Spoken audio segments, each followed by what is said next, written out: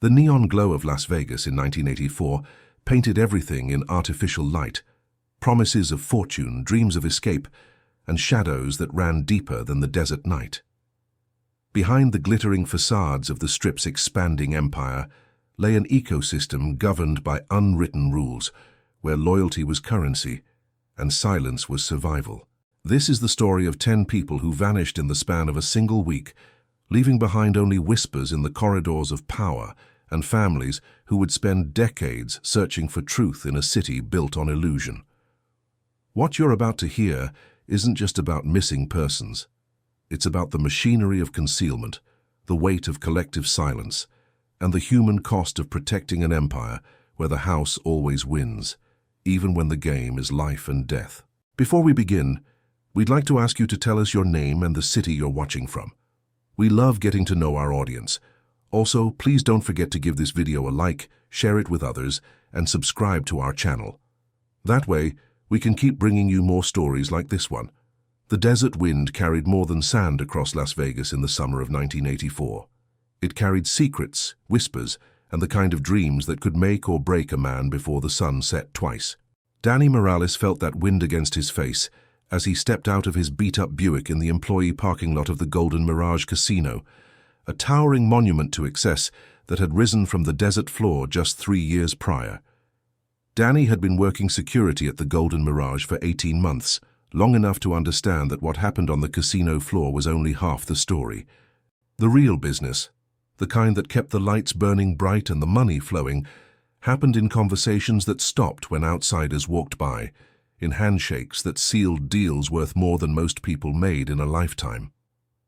"You're early again," called out Maria Santos as Danny approached the employee entrance. Maria worked housekeeping, but everyone knew she saw everything that mattered in this place. 23 years cleaning hotel rooms had taught her to read the signs, which high rollers were in town, which deals were being made, and when trouble was brewing in the shadows. "Can't sleep these days," Danny replied, adjusting his security uniform. "Something in the air, you know." Maria nodded knowingly. She'd been feeling it too. The past month had brought changes to the Golden Mirage that weren't announced in employee newsletters. New faces in expensive suits walking the private corridors, hushed phone calls that ended abruptly when staff approached. And most troubling of all, the sudden appearance of what the workers had started calling the cleanup crew. Men who didn't wear uniforms or name tags, but seemed to have unlimited access to every corner of the casino. Inside, the Golden Mirage was already alive with the mechanical symphony of slot machines and the soft chatter of early morning gamblers. The casino never truly slept, but these pre-dawn hours belonged to a different crowd. The serious players, the ones who came not for entertainment, but for the kind of action that required privacy and discretion. Danny's radio crackled to life as he made his first rounds. "Security to Level 3 Administrative, Code Yellow." Code Yellow wasn't in the official manual. It was one of those signals that had developed organically among the staff, a way to communicate sensitive situations without alerting everyone on the frequency. Danny knew it meant something that required careful handling and absolute discretion.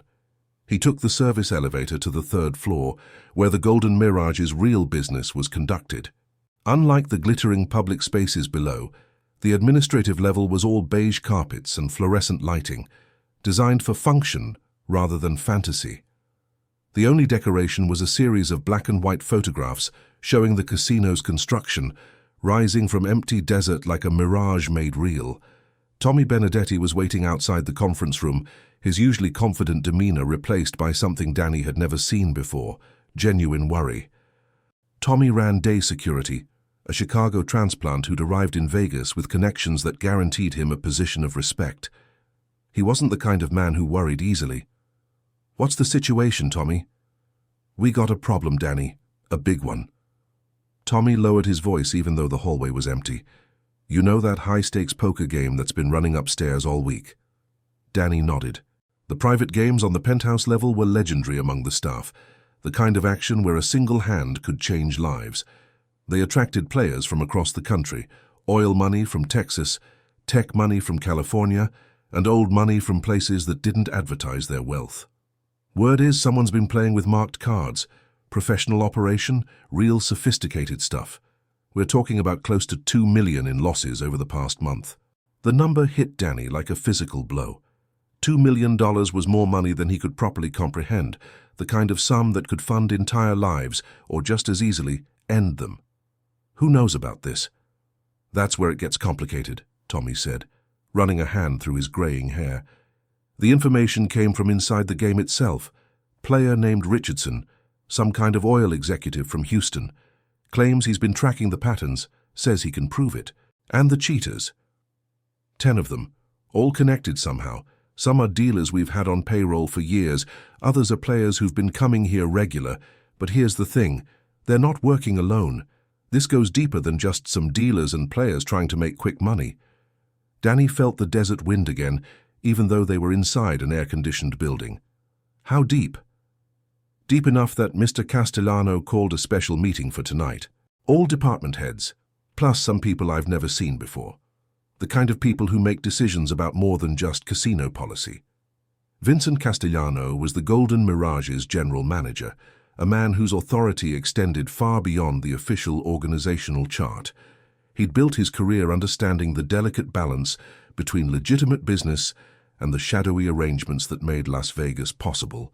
His meetings weren't just administrative, they were summits where the real power structure of the city revealed itself. What does this have to do with us? Tommy looked around the empty hallway again, then stepped closer. We're being asked to help with the investigation, quietly. No police, no gaming commission, no outside interference. They want to handle this internally. The phrase, handle this internally, carried weight that made Danny's stomach tighten. In a place like the Golden Mirage, internal solutions often meant crossing lines that couldn't be uncrossed. Tommy, what exactly are they asking us to do? For now, just observe and report. But Danny... Tommy's voice dropped to barely above a whisper. I've been doing this work for 15 years in places a lot rougher than Vegas. I've never seen management this spooked. Whatever this is, it's not just about stolen money. There's something bigger here, something that has everyone scared. The elevator bell chimed behind them, and both men instinctively moved apart. Maria emerged, pushing her cleaning cart, but her eyes met Danny's with an expression that said she'd heard enough to understand the gravity of the situation. "Afternoon, gentlemen," she said with forced casualness. "Don't mind me just doing my rounds." But as she passed, she slipped a small piece of paper into Danny's hand. On it, written in careful handwriting, were the words, "Break room, 20 minutes. Come alone." The next hour passed like a fever dream. Danny went through the motions of his security rounds, checking doors and monitoring cameras, but his mind was racing through the implications of what Tommy had told him. $2 million, 10 people involved in a sophisticated cheating operation, and a management response that prioritized secrecy over law enforcement. 20 minutes later, Danny found Maria in the employee break room, sitting alone with a cup of coffee that had clearly been cooling for some time. "You need to know something," she said without preamble. "Those 10 people they're talking about, I know them all. Good people mostly, people with families, with reasons to work honest jobs." "Maria, what are you saying?" "I'm saying that something doesn't add up.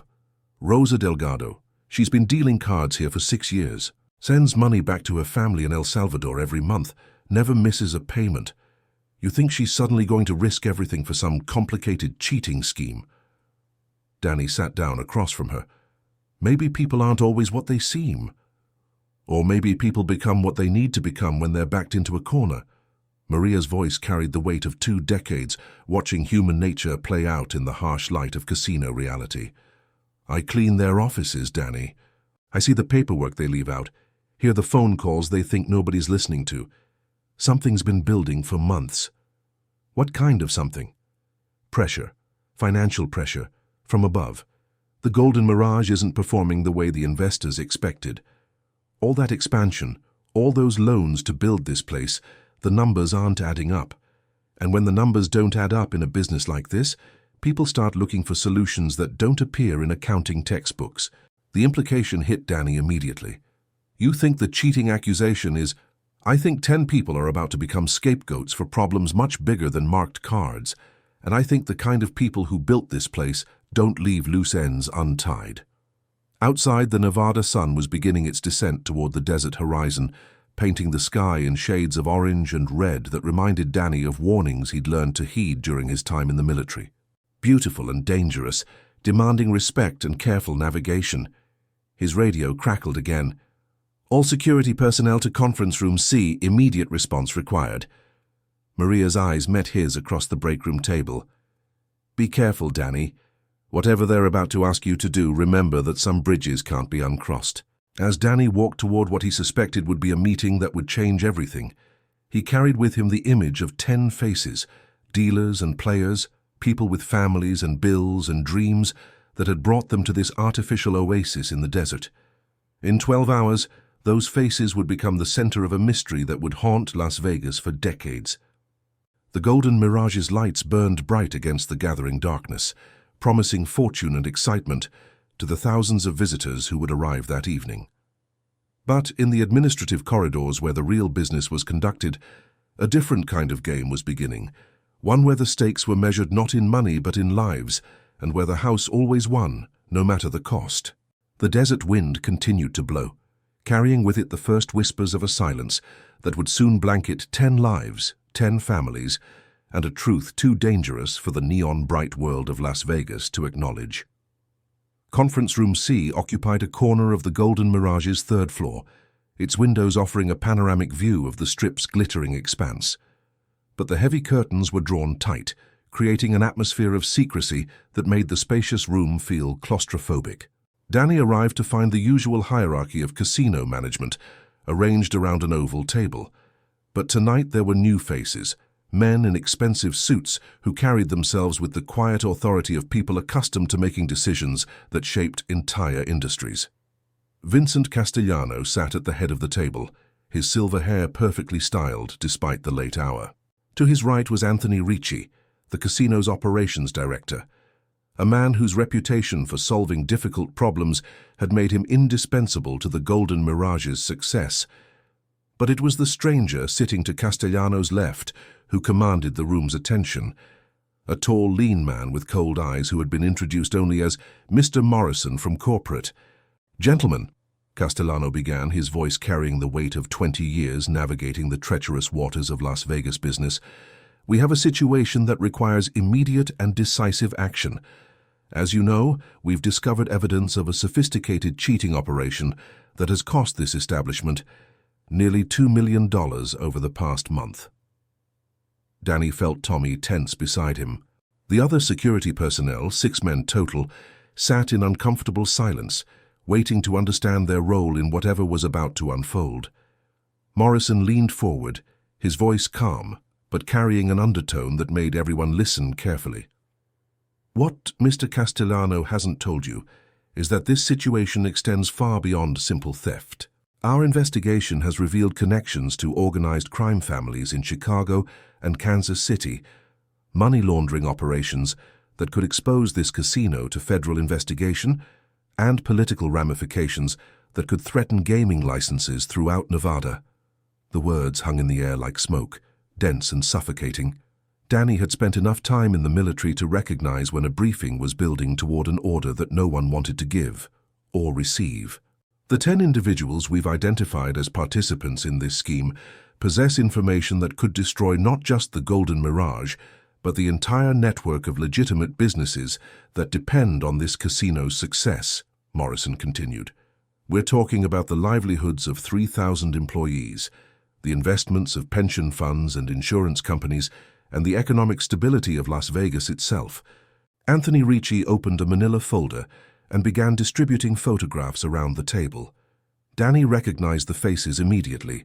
Rosa Delgado, the card dealer Maria had mentioned; Michael Chen, a pit boss who'd worked at the casino since its opening; Sarah Williams, a cocktail waitress who moonlighted dealing private games; 8 others, all employees or regular customers who'd become part of the Golden Mirage's extended family.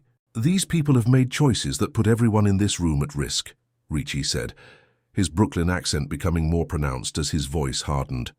"They've stolen money that belongs to legitimate investors, they've compromised the integrity of our gaming operations, and they've created a situation where federal investigators could shut down everything we've built here." Tommy raised his hand slightly, a gesture that seemed almost childlike in the tense atmosphere. What exactly are you asking security to do? If we have evidence of crimes, shouldn't we be cooperating with law enforcement? Morrison's laugh was cold and humorless. Mr. Benedetti, federal law enforcement in Las Vegas operates under certain understandings, arrangements that have kept this city profitable for everyone involved. Bringing outside attention to this situation would disrupt relationships that took decades to establish. So what's the alternative? Danny heard himself asking, though part of him already dreaded the answer. The alternative, Castellano said slowly, is that these 10 individuals disappear from Las Vegas permanently, tonight, before they have the opportunity to share what they know with federal investigators, newspaper reporters, or anyone else who might use this information to harm legitimate business interests. The word disappear echoed in the sudden silence of the conference room. Danny felt his military training kick in, the part of his mind that evaluated threats and calculated responses. But this wasn't a battlefield in some foreign country. This was a conference room in Las Vegas, where men in expensive suits were discussing the elimination of American citizens as casually as they might plan a marketing campaign. Mr. Morrison, Danny said carefully, when you say disappear, what exactly do you mean? I mean that by sunrise tomorrow, these 10 people will no longer be a problem for anyone in this room. They will not be available to testify before grand juries. They will not be selling their stories to investigative journalists. And they will not be providing information to federal agents who might use it to justify raids on legitimate businesses throughout Nevada. Morrison stood and walked to the covered windows, his reflection visible in the dark glass. Gentlemen, you need to understand something about the business you work in. The Golden Mirage isn't just a casino. It's a crucial component in an economic ecosystem that generates billions of dollars annually and employs hundreds of thousands of people throughout the Southwest. That ecosystem depends on certain realities remaining private, certain arrangements staying unofficial, and certain problems being solved quietly. What you're describing sounds like murder, said Jerry Kowalski, the head of surveillance, his Polish accent thick with incredulity. Morrison turned back to face the room. What I'm describing is asset protection. These 10 individuals have become liabilities that threaten the financial security of everyone who depends on this institution. In the corporate world, we eliminate liabilities. Sometimes that means restructuring debt. Sometimes it means relocating problematic employees.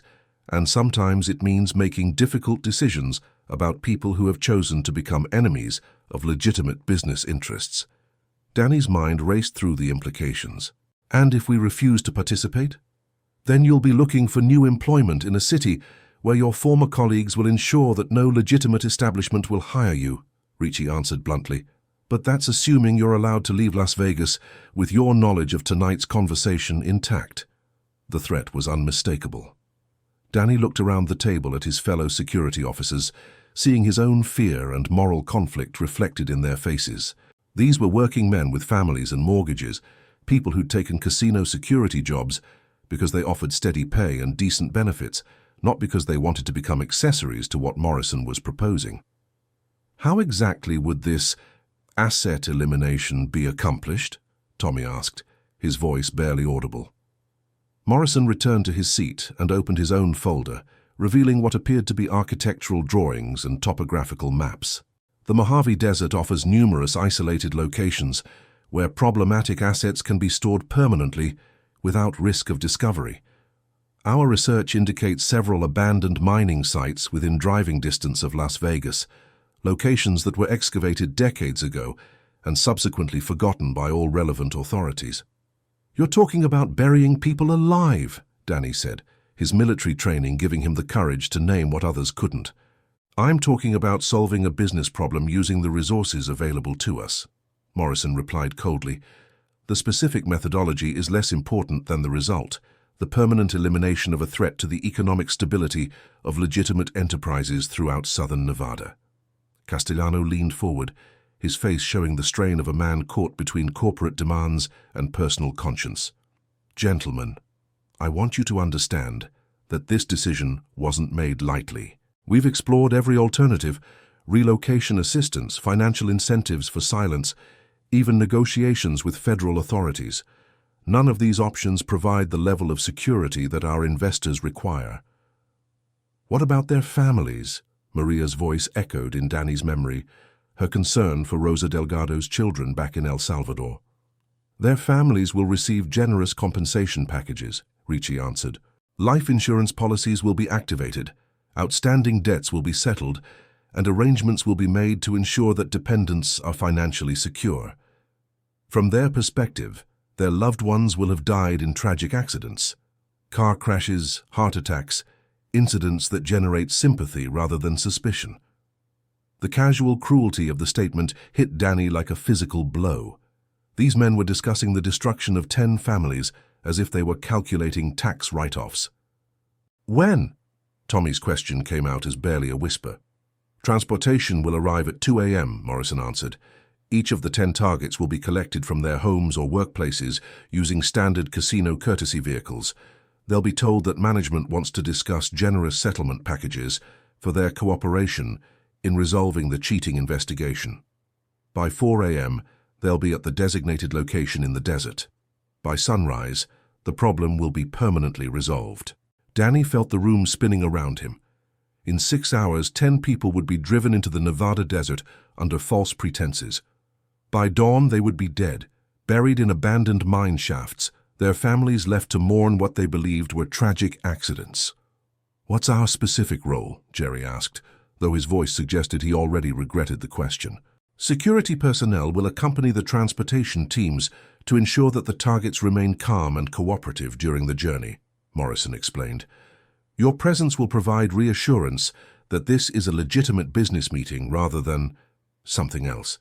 Once we arrive at the designated location, your involvement will be complete. And then? Then you'll return to Las Vegas, resume your normal duties, and never discuss tonight's events with anyone. Your families will receive bonuses equivalent to 6 months' salary, and your employment with the Golden Mirage will continue under enhanced benefits packages." The bribe was substantial enough to be tempting, even under these circumstances. 6 months' salary would cover Danny's mortgage payments and his daughter's college tuition, providing the financial security he'd been struggling to achieve since leaving the military. But the price was participation in something that would haunt him for the rest of his life. "I need to use the restroom," Danny said, standing abruptly. Morrison's eyes followed him to the door. "Mr. Morales, I hope you understand that everything discussed in this room tonight is classified corporate information. Sharing it with unauthorized personnel would be considered industrial espionage, punishable under both civil and criminal law." Danny nodded and left the conference room, his legs feeling unsteady as he walked down the hallway. The employee restroom was empty, giving him a moment to splash cold water on his face and try to process what he'd just heard. 10 people were going to die tonight unless someone stopped it. But stopping it would mean exposing himself to retaliation from people who had just demonstrated their willingness to kill to protect their interests. And even if he went to the police, what evidence could he provide? A conversation in a conference room? The word of a security guard against the testimony of respected business leaders? His radio crackled softly. "Security team, please return to conference room C. Final briefing begins in 5 minutes." Danny stared at himself in the restroom mirror, seeing a man caught between impossible choices. His military oath had sworn him to protect innocent people, but that oath had been taken in service to a government that seemed powerless against the kind of corporate authority Morrison represented. As he walked back toward the conference room, Danny's mind was already working on a different kind of plan. If he couldn't stop what was about to happen, maybe he could find a way to document it, to ensure that someone somewhere would eventually learn the truth about the night 10 people vanished from Las Vegas. The desert wind rattled the windows of the Golden Mirage as Danny rejoined his colleagues in conference room C, where Morrison was distributing assignment sheets and vehicle keys. In 2 hours, the most carefully planned disappearance in Las Vegas history would begin, orchestrated by men who understood that in a city built on illusion, reality was just another commodity to be bought and sold.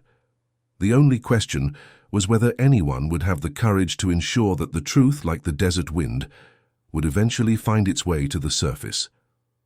The parking garage beneath the Golden Mirage felt like a tomb at 1:47 a.m. Danny stood beside a black Lincoln town car, one of 6 identical vehicles that had been arranged in a precise line, their engines running and exhaust creating ghostly clouds in the underground fluorescent lighting. The casino's courtesy fleet had been transformed into a convoy of deception, each car equipped with tinted windows and discreet modifications that would ensure their passengers' final journey remained invisible to the outside world. Morrison moved between the vehicles like a general inspecting troops before battle, checking manifests and confirming that each driver understood their specific route through the desert. The 10 targets had been divided into pairs, with each car assigned 2 victims and a security escort, whose job was to maintain the illusion of a legitimate business meeting until the very end. "Remember," Morrison addressed the assembled team, his voice echoing off the concrete walls, "these people believe they're being transported to a private negotiation session. They've been told that management is prepared to offer substantial settlement packages in exchange for their cooperation in resolving the cheating investigation quietly. Your job is to maintain that fiction until we reach the designated location." Danny checked his assignment sheet one more time, though he'd already memorized every detail. Car 3, Rosa Delgado and Michael Chen. 2 people who'd worked at the Golden Mirage for a combined 9 years, who'd built their lives around the stability of casino employment, who would climb into this car believing they were about to secure their financial futures. Tommy Benedetti approached with a manila envelope containing what Morrison had called conversation guides, scripted responses designed to address any questions or concerns the targets might raise during the 90-minute drive into the desert. The psychological manipulation had been planned with corporate precision, every potential objection anticipated and countered with reassuring lies. "Danny, you okay?" Tommy's voice carried genuine concern beneath its professional calm. "Just trying to process all this," Danny replied, though the truth was that his mind had moved beyond processing into the cold calculation mode his military training had taught him. He'd spent the past hour memorizing the route to the mine site, identifying landmarks and escape routes, and considering how he might document what was about to happen without exposing himself to immediate retaliation. "Look, I know this is heavy," Tommy continued, lowering his voice even though they were surrounded by conspirators. "But think about it from management's perspective. $2 million is just the beginning. If this cheating operation gets exposed publicly, the federal investigations will shut down half the casinos on the Strip. We're talking about economic collapse that would affect hundreds of thousands of families." The rationalization was smooth, well-rehearsed, and Danny recognized it as the kind of justification people used when they needed to sleep at night after making impossible choices. But he also recognized that Tommy genuinely believed it, that years of working in the casino industry had conditioned him to see corporate interests and community welfare as identical. "What about Rosa's kids back in El Salvador?" Danny asked quietly. Tommy's face tightened. "What about the kids of every casino worker in Vegas who will lose their jobs if federal investigators shut down the gaming industry? Sometimes you have to make choices that hurt some people to protect a lot more people." At 2:03 a.m., the first of the 10 targets arrived in the parking garage. Sarah Williams stepped out of the elevator, wearing the kind of dress she reserved for special occasions, her makeup carefully applied despite the early hour. She'd been told that potential investors from Hong Kong were flying in for an emergency meeting about expanding the Golden Mirage's international gaming operations, and that selected employees would be offered lucrative positions in the new venture. Morrison greeted her personally, his corporate charm polished and convincing. "Ms. Williams, thank you so much for accommodating this unusual schedule. The investors' flight was delayed, but they insisted on meeting tonight before returning to Asia tomorrow." "Of course, Mr. Morrison. I really appreciate being considered for this opportunity." Danny watched Sarah climb into car number 1, her excitement palpable as she settled into the leather seats beside Jerry Kowalski, who would spend the next 90 minutes maintaining the fiction that her life was about to improve dramatically. Instead, she was beginning a journey that would end in an abandoned copper mine 30 miles northeast of Las Vegas, where corporate efficiency would transform a person into a problem solved. Rosa Delgado arrived 8 minutes later, her usual confidence replaced by nervous anticipation. She'd worked double shifts for 3 days to ensure her casino floor responsibilities were covered, not wanting to miss what her supervisor had described as a once-in-a-lifetime career opportunity. "Mr. Morales," she greeted Danny with genuine warmth as she approached the town car. "I didn't expect to see you here tonight." "Special assignment," Danny replied, opening the passenger door and hating himself for the smile he managed to produce. "Congratulations on being selected for this opportunity." "Thank you. I still can't believe it's real. International gaming operations. My children are going to be so proud when I tell them about this promotion." The words hit Danny like physical blows. Rosa's children were currently sleeping in a small apartment in San Salvador, dreaming of the mother who sent them money every month from her job at the famous Las Vegas casino. By tomorrow night, they would begin the long wait for a phone call that would never come. Michael Chen arrived last, his usually immaculate appearance slightly disheveled from being awakened at home and told to dress for an important business meeting. As a pit boss, he'd spent 6 years managing the Golden Mirage's table games, building a reputation for fairness and integrity that made his alleged involvement in cheating operations particularly damning to Morrison's narrative. "This is all very mysterious," Michael said as he settled into the car beside Rosa. "Middle-of-the-night meetings, confidentiality agreements, international investors. Feels like something out of a movie." "The best opportunities often come unexpectedly," Danny replied, starting the engine and beginning what he knew would be the longest drive of his life. The convoy pulled out of the Golden Mirage's parking garage at exactly 2:27 a.m., 6 black Lincoln Town cars carrying 10 condemned people into the Nevada desert under a canopy of stars that seemed impossibly bright against the darkness. Morrison rode in the lead vehicle, coordinating the operation through encrypted radio communication, while a support truck carrying specialized equipment followed at a discreet distance. For the first 30 minutes, the conversation in Danny's car remained light and optimistic. Rosa and Michael discussed their families, their career goals, and their excitement about the potential opportunities Morrison had outlined in their individual recruitment meetings. They compared notes on the generous salary packages they'd been promised, the international travel that would be required, and the prestige of working for what they'd been told was a major Asian gaming conglomerate. Danny provided minimal responses, focusing on driving while his passengers filled the silence with hopeful chatter. The route Morrison had selected avoided major highways, taking the convoy through a series of rural roads that wound through the desert landscape like veins carrying poison through a living body. As they passed beyond the glow of Las Vegas's lights, the desert revealed itself in its stark beauty, endless expanses of sand and scrub brush punctuated by towering rock formations that had been carved by millions of years of wind and weather. It was a landscape that had witnessed countless deaths and disappearances over the centuries, from Native American burial grounds to pioneer graves to the mob executions of earlier decades.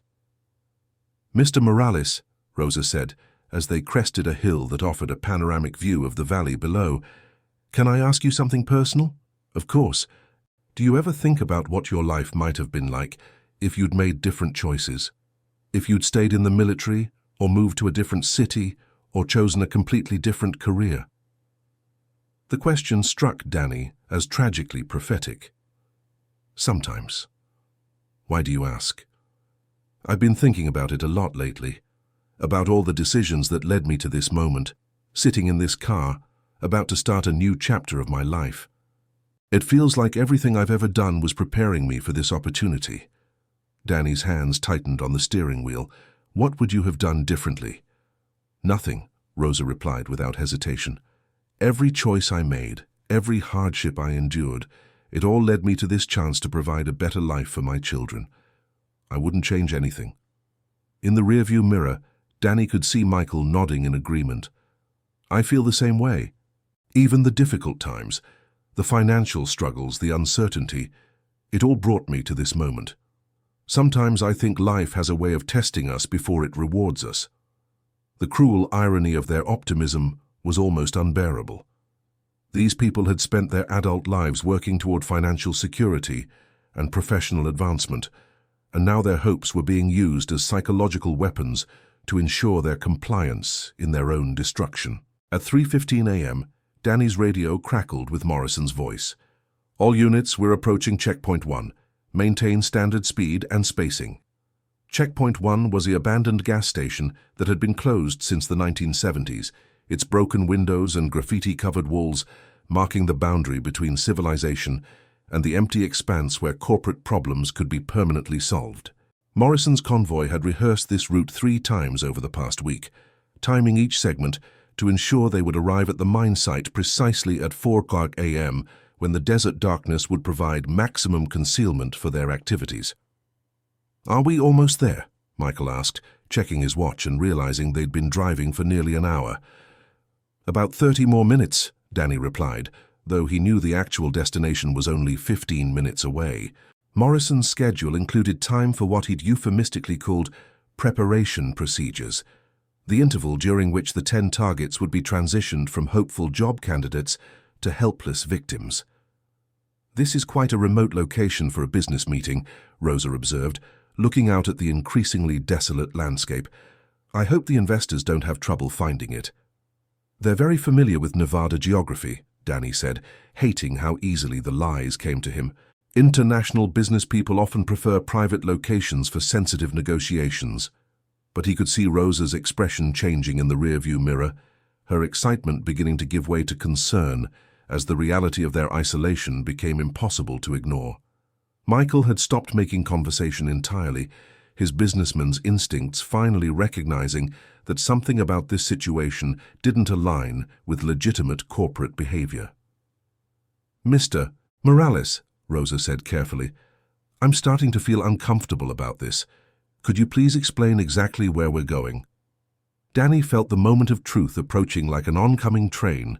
In 5 minutes they would reach the mine site, where Morrison's support team would be waiting with the equipment necessary to transform 10 living people into 10 solved problems.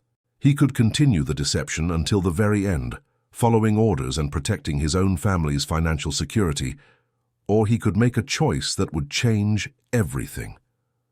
"Rosa," he said quietly, meeting her eyes in the rearview mirror, "I need you and Michael to listen very carefully to what I'm about to tell you."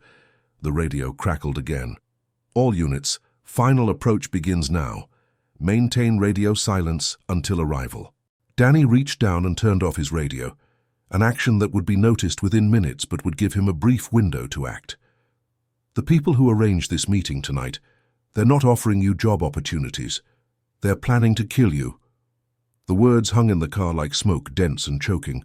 Rosa's intake of breath was sharp and terrified, while Michael's body went rigid with the sudden understanding that his survival instincts had been correct.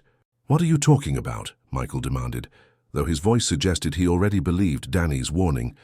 "There's no international gaming operation, no investors from Hong Kong, no job opportunities. Management discovered evidence of a cheating operation that cost the casino $2 million, and they've identified 10 people who they believe were involved. Instead of turning the case over to law enforcement, they've decided to eliminate the witnesses permanently." "That's insane," Rosa whispered. "This is America. People don't just disappear because of corporate disputes." "People disappear in America every day," Danny replied grimly, "especially when the corporations involved have the resources to make disappearances look like accidents." Ahead of them, the lead vehicle's brake lights flared as Morrison's convoy reached the turnoff that led to the abandoned mine site. Danny had perhaps 30 seconds to decide whether to follow the convoy to its destination or take an action that would save 3 lives while putting his own family at risk. He thought about his daughter's college tuition, his mortgage payments, the financial security that cooperation would provide. Then he thought about Rosa's children waiting for a phone call from their mother and Michael's wife preparing breakfast for a husband who would never come home. Danny pressed the accelerator and drove past the turnoff, continuing straight on the main road while Morrison's convoy disappeared into the desert darkness behind them. In the rearview mirror, he could see Rosa and Michael's faces transitioning from terror to confusion to a desperate hope that their nightmare might be ending. But Danny knew it was just beginning. By morning, Morrison would realize that car number 3 had failed to arrive at the mine site, that 2 of the 10 targets had escaped, and that a security guard named Danny Morales had become the most dangerous man in Las Vegas. The desert stretched endlessly ahead of them, offering concealment and escape routes, but also presenting the challenge of survival in a landscape as unforgiving as the corporate machinery they were fleeing. As Danny pushed the town car to its maximum speed, racing toward an uncertain dawn, he carried with him the knowledge that he'd made a choice that would echo through the lives of everyone he'd ever loved. Behind them, in an abandoned copper mine 30 miles northeast of Las Vegas, 8 people were about to discover that the American dream could become an American nightmare with corporate efficiency, while their families would spend the rest of their lives wondering what happened during a mysterious night when their loved ones simply vanished from the face of the earth. The desert wind carried their screams into silence, where corporate secrets and human lives intersected in the mathematics of power, profit, and the terrible calculus of problems that needed to be solved permanently. Dawn was breaking over the Mojave Desert when Danny Morales finally allowed himself to believe they might survive the night. The stolen town car sat hidden beneath a highway overpass 40 miles north of Las Vegas, its black paint dusty and scarred from hours of driving through back roads and cattle paths that didn't appear on any official maps. Rosa Delgado and Michael Chen huddled in the back seat, their formal business attire incongruous against the harsh reality of their situation, 3 fugitives from corporate justice, carrying knowledge that could destroy one of Nevada's most powerful institutions. "They'll be looking for us," Michael said, his businessman's mind already calculating the resources Morrison could deploy in pursuit. "The Golden Mirage has connections throughout law enforcement, private security, even federal agencies. Where can we possibly go that they won't find us?" Danny studied the horizon, where the morning sun was painting the desert landscape in shades of gold and crimson. "We don't run, we fight back. But first, we need to understand exactly what we are fighting." Over the past 6 hours, as they'd driven through the desert darkness, Danny had pieced together fragments of conversation from the conference room meeting, connecting them with observations he'd made during his 18 months at the Golden Mirage. The picture that emerged was far more complex than a simple corporate cover-up. It was a window into a parallel economy that operated according to rules that predated federal law. "Rosa, you mentioned that your tips had been declining over the past month, especially from the high roller games. Michael, you said surveillance had been asking unusual questions about table limits and player behavior patterns. These weren't random observations. Someone was documenting evidence of financial irregularities." Rosa nodded slowly. "I thought it was just a slow period, but you're right. The private games that used to generate my best tips, they've been different. Players who usually bet conservatively suddenly making huge wagers, then walking away after minimal losses. Money laundering," Michael said with sudden understanding. "They weren't cheating to win money. They were using the casino to clean money that came from somewhere else. The $2 million in losses weren't theft. They were payment for services." Danny felt the pieces clicking into place. And when federal investigators started asking questions about unusual financial patterns, Morrison needed to create a cover story that would explain the discrepancies without exposing the money laundering operation. So they invented a cheating scheme and selected 10 employees to take the blame, Rosa whispered, the full horror of their situation becoming clear. "We weren't criminals. We were scapegoats." "Worse than that," Danny replied grimly. "You were witnesses. People who'd observed the real operation closely enough to expose it if you ever testified before a grand jury." The implications hung in the desert air like heat shimmer, distorting reality and making everything seem uncertain. 8 people had died last night, not because they were criminals, but because they'd been in the wrong place at the wrong time, seeing too much of an operation that required absolute secrecy to survive.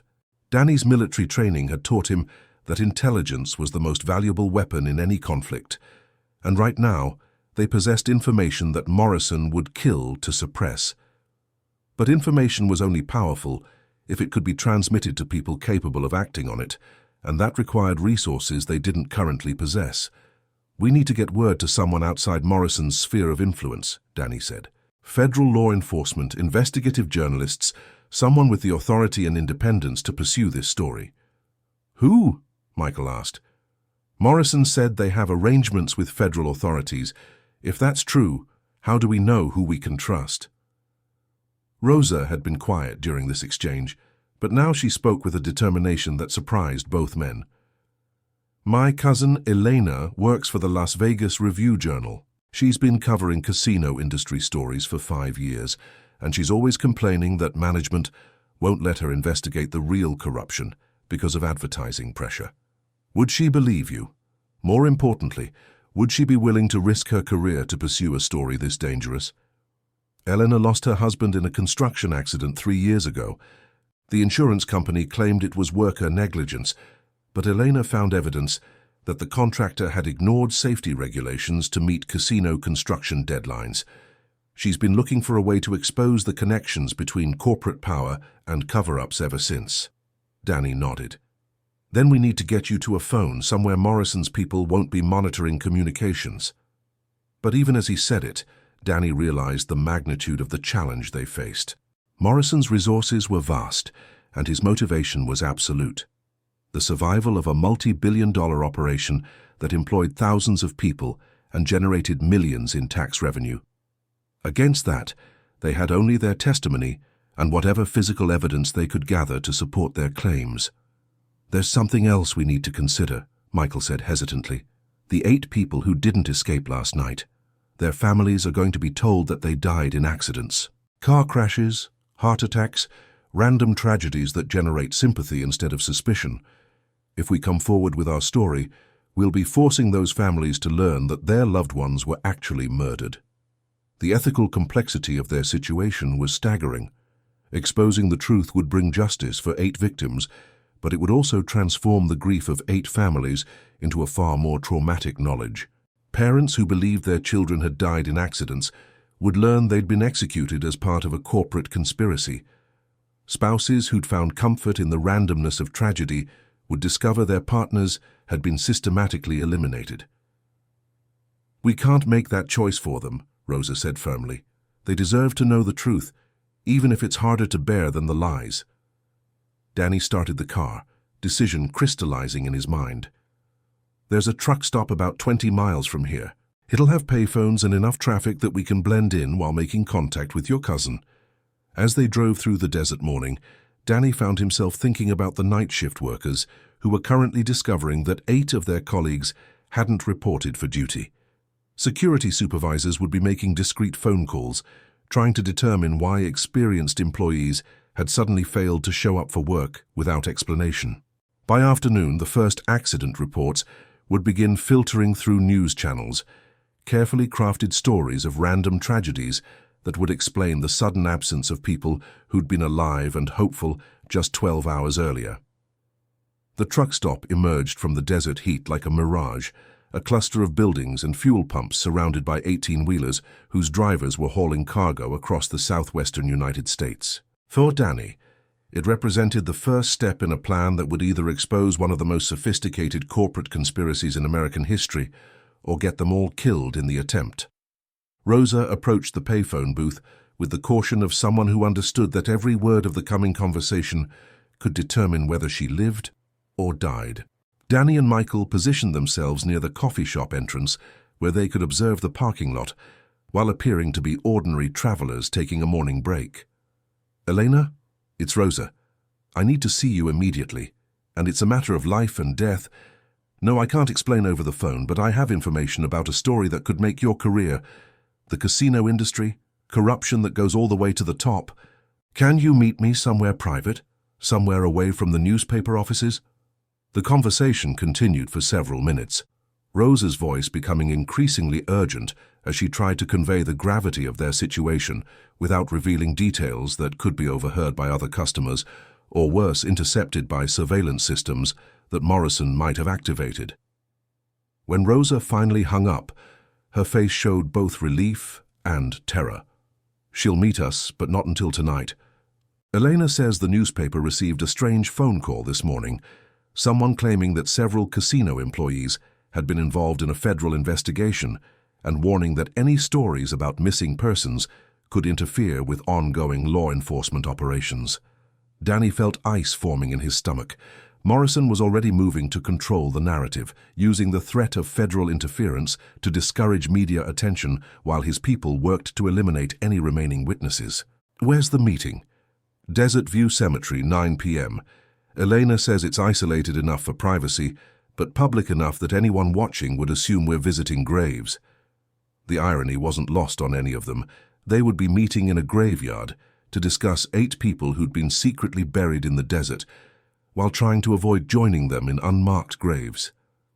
As they prepared to leave the truck stop, Danny noticed a familiar black sedan pulling into the parking lot. Through its tinted windows, he could see the silhouettes of 2 men in suits, their posture and positioning identifying them as professional security operatives conducting a systematic search. "Back door!" Danny whispered urgently, guiding Rosa and Michael through the coffee shop's rear exit, while the sedan's occupants began questioning the cashier about recent customers. They spent the afternoon moving between small desert towns, using cash transactions and avoiding main roads, while Danny worked out the details of a plan that seemed to grow more dangerous with each passing hour. Morrison's resources were vast, but they also represented a weakness. The conspiracy was so large and complex that exposing any part of it could unravel the entire operation. "We need more than testimony," Danny explained as they sat in an abandoned gas station, sharing food they'd purchased with their dwindling cash supply. "Morrison's people will claim we're disgruntled employees making false accusations, but if we can provide physical evidence, documentation that proves the money laundering operation existed, then our story becomes credible." "What kind of documentation?" Michael asked. "Financial records, surveillance footage, communication logs. The Golden Mirage keeps detailed records of every transaction, every conversation, every movement within the casino. Somewhere in those files is proof of what really happened." Rosa shook her head.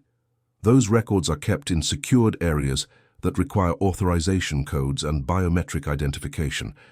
How could we possibly access them?" Danny smiled grimly. "Because I still have my security clearance and access codes. Morrison assumed I was dead or in hiding, which means my credentials haven't been revoked yet. If we can get back into the Golden Mirage, we might be able to gather the evidence we need." "That's suicide," Michael protested. "Morrison's people will be watching every entrance, monitoring every security station. You'd be walking into a trap." "Maybe, but it's our only chance to prove what happened. Without evidence, we're just 3 people with an incredible story that no one will believe." As the sun began its descent toward the western horizon, painting the desert in shades of orange and red that reminded Danny of warnings and danger, they drove toward their rendezvous with Elena Rodriguez. The cemetery sat on a hill overlooking Las Vegas, its headstones and monuments creating a landscape of memory and loss that seemed appropriate for a meeting about corporate murder and buried truth. Elena was waiting beside a weathered gravestone when they arrived, her press credentials visible in her jacket pocket and a small recording device in her hand. She was younger than Rosa had led them to expect, perhaps 30 years old, with the kind of determined expression that suggested she'd spent years fighting for stories that more established journalists avoided. "Rosa, thank God you're alive," Eleanor said, embracing her cousin with obvious relief. "When I got your call this morning, after the warning from the casino, I was terrified that something had happened to you." "Something did happen, Elena. Something horrible that the casino is trying to cover up."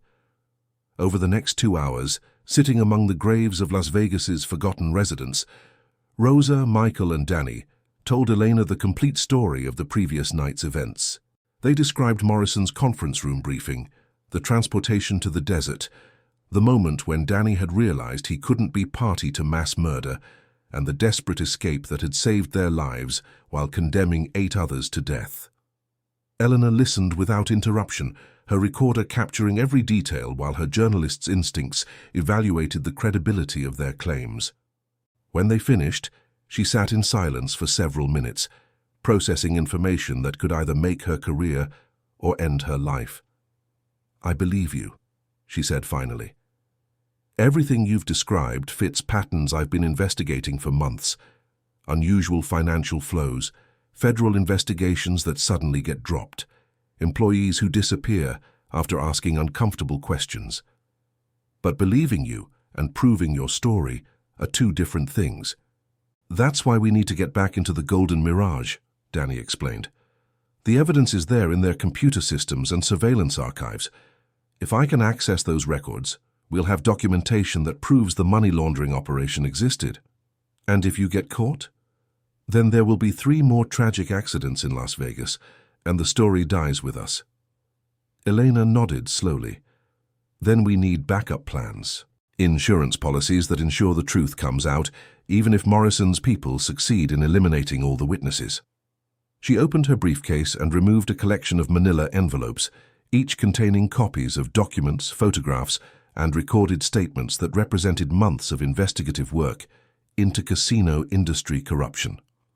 I've been building a case against several major casinos for money laundering, political corruption, and witness intimidation. What you're telling me provides the missing pieces, actual eyewitness testimony to the methods these people use to protect their operations. What do you need from us? Rosa asked. Written statements, signed and notarized, describing everything you witnessed last night. Copies of any documentation you can remember, employee schedules, security protocols, anything that proves the 10 people Morrison targeted were working normal shifts and had no reason to disappear voluntarily. And then? Then I file the story with my editors, along with copies sent to federal law enforcement agencies, the Nevada Gaming Commission, and investigative journalists at national newspapers. Even if Morrison succeeds in eliminating all of you, the story will surface eventually. Danny felt a weight settling on his shoulders, the responsibility of ensuring that 8 murders wouldn't be forgotten, even if pursuing justice cost him everything he'd worked to build in Las Vegas. There's something else you need to know, he said to Elena. The 8 people who died last night, their families are going to receive death benefits and insurance payouts based on false accident reports. Those families have children to feed, mortgages to pay, medical bills to cover. If we expose this story, we'll be taking away financial support that could literally mean the difference between survival and poverty. Elena's expression hardened with the kind of moral clarity that separated real journalists from corporate publicists.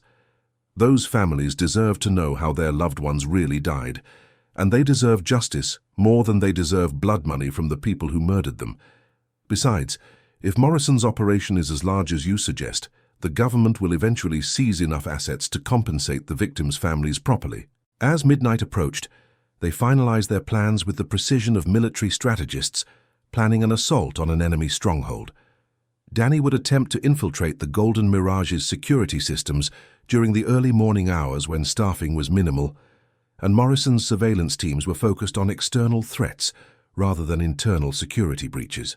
Eleanor would prepare 2 versions of her story, one for immediate publication if Danny succeeded in gathering evidence, and another that would be released automatically if he failed to check in by a predetermined time.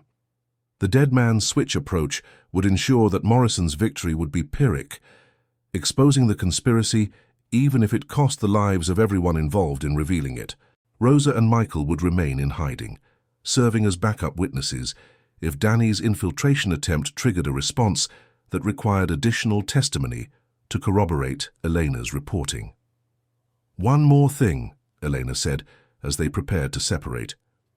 I've been in contact with FBI agent Sarah Martinez, who specializes in organized crime and political corruption. She's been investigating connections between Nevada casinos and money laundering operations for 2 years, but her superiors keep reassigning her cases just as she begins making progress. Can we trust her? She's the only federal agent I know who's been consistently fighting the system instead of being co-opted by it. If anyone can provide protection for witnesses and evidence, it's Martinez. As they drove back into Las Vegas, the city's neon lights seemed different to Danny, less like promises of excitement and more like warnings of danger. Somewhere in the maze of casinos and hotels, Morrison was coordinating efforts to ensure that the previous night's murders remained secret forever.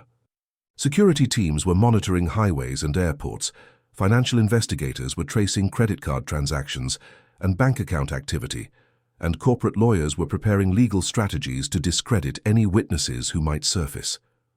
Against this machinery of concealment, Danny carried only his security access codes, his military training, and a determination to ensure that 8 people hadn't died for nothing. In 6 hours, he would either emerge from the golden mirage with evidence that could topple one of Nevada's most powerful institutions, or he would join the victims of a conspiracy that transformed American citizens into corporate liabilities to be eliminated with ruthless efficiency. The desert wind continued to blow across Las Vegas, carrying with it the whispers of voices that would never be heard again, and the promise that truth, like sand, had a way of shifting and revealing what had been buried beneath the surface of illusion and lies. As Danny approached the golden mirage for what he knew might be the last time, the casino's lights burned against the darkness like a beacon that drew moths to their destruction, promising rewards that came at prices too terrible to calculate in a city where the house always won and the cost was measured in human lives rather than merely money. The final gamble was about to begin, with stakes that would determine not just whether justice prevailed, but whether the victims of corporate murder would be remembered as more than footnotes in the history of Las Vegas's transformation from desert outpost to entertainment capital of the world. A transformation built on foundations that included the bones of those who'd asked inconvenient questions about the price of progress. Danny Morales was about to learn whether one man with the right information could challenge an empire, or whether the desert would claim another victim in its endless appetite for secrets that were too dangerous for the living to remember. The golden mirage awaited, its doors open to anyone brave enough or foolish enough to test their luck against a house that had never lost a game that mattered, and never would, no matter how high the stakes or how many lives hung in the balance.